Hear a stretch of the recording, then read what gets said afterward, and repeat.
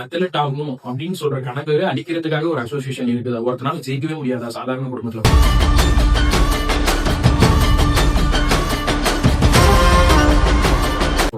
Welcome back to VKOS official channel. Best மூவிஸை பார்க்க நம்ம சேனலை சப்ஸ்கிரைப் பண்ணிருங்க. அங்கீகாரம் இந்த பிலிம்ல அத்லெட் ஆகணும்னு சொல்லி ஒரு சாதாரண குடும்பத்தை சேர்ந்தவன் ட்ரை பண்றான். அவனுக்கு வரக்கூடிய எதிர்ப்பை ஃபர்ஸ்ட் ஹாஃப்ல காமிச்சிருக்காங்க. செகண்ட் ஹாஃப்ல என்னன்னா என்ன ஒரு அத்லெட்ல என்ன ஒரு ஸ்போர்ட்ஸ்ல ஓடவே விட மாட்டேங்கிறாங்கன்னு சொல்லிட்டு பிடபிள்யூல ஒரே ஒரு சின்ன ஒரு கேஸை போட்டு அதுக்காக வாதாடுறான். செகண்ட் ஹாஃப் ஃபுல்லாவே இவன் தன்னோட வைக்கலன்னு நினைச்சிட்டு வாதாடி ட்ரை பண்ணும்போது பணக்காரங்க என்ன பண்றாங்க, அவங்க அம்மாவையும் கார் விட்டு ஏற்றி கொள்ளும் போது இவனுடைய வலது காலம் மிஸ் ஆயிடுது, கட் ஆகி போயிடுது. அப்பயும் தன்னுடைய விடாமுயற்சியால ஜெயிக்கணும்னு சொல்லி நினைக்கிறான். இதை அங்கீகாரம் சொல்லிட்டு பிலிம் எடுத்து கொடுத்துருக்காங்க. ஃபர்ஸ்ட் ஹாஃப்ல இவனுடைய கடின உழைப்பு, செகண்ட் ஹாஃப்ல என்னடான்னா உண்மையான எமோஷன், நடக்கப்பட்ட உண்மையான சம்பவத்தை வச்சு எடுக்கப்பட்ட படம் தான் அங்கீகாரம் சொல்றாங்க.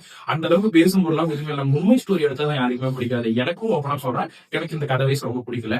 வேற ஏதாவது டைரக்டர் ட்ரை பண்ணிருக்கலாம். உண்மை கதையை சொல்லியிருந்தாலும் இப்ப துரந்தர் மாதிரியா ஃபர்ஸ்ட் பார்ட்டோ செகண்ட் பார்ட்டோ கேஷுவலா இருக்கக்கூடிய கதையை எப்படி பீக் லெவல் எடுத்துட்டு போனாங்களோ அந்த மாதிரி இந்த ப்ரொடக்ஷன் கம்பெனியோ டேரக்டரோ ட்ரை பண்ணிருக்கலாம். அந்த அளவுக்கு டைலாகும் பேசும் பொருளும் எதுவுமே இல்லைன்னு தான் சொல்லுவோம். இந்த படத்துல இதெல்லாம் சேஞ்சஸ் பண்ணிருக்கணுமா இல்ல அந்த படம் சக்சஸ் ஆகிறதுக்கு என்ன பண்ணுவோம் நீங்க சொல்லுங்க.